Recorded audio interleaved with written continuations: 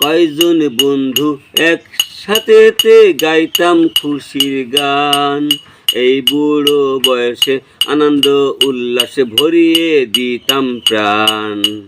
কয়জন বন্ধু একসাথে গাইতাম খুশির গান, এই বুড়ো বয়সে আনন্দ উল্লাসে ভরিয়ে দিতাম প্রাণ।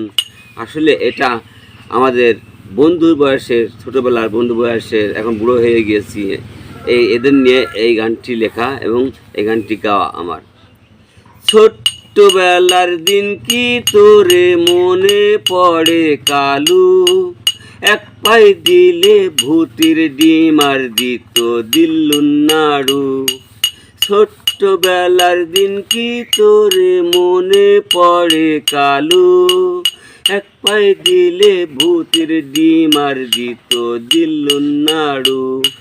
খেলাধুলায় মারামারিতেও নষ্ট হয়নি মান, এই বুড়ো বয়সে আনন্দ উল্লাসে ভরিয়ে দিতাম প্রাণ। কয়জন বন্ধু একসাথে গাইতাম খুশির গান, এই বুড়ো বয়সে আনন্দ উল্লাসে ভরিয়ে দিতাম প্রাণ। ছোট্টবেলায় একসাথে কত মারামারি করেছি, তাও মান সম্মান যায়নি। আসলে সেই কথাগুলোই এখন মনে পড়ে যায়, তাই তুলে হলাম।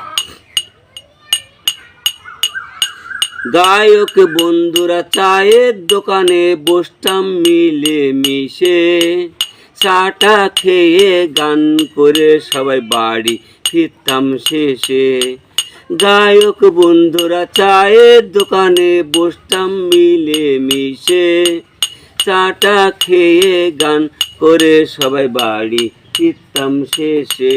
বাড়ির বকাঝকা সামলাতো মা, তাই মায়ের ছিল অবদান, এই বুড়ো বয়সে আনন্দ উল্লাসে ভরিয়ে দিতাম প্রাণ। কয়জন বন্ধু একসাথে গাইতাম খুশির গান, এই বুড়ো বয়সে আনন্দ উল্লাসে ভরিয়ে দিতাম প্রাণ।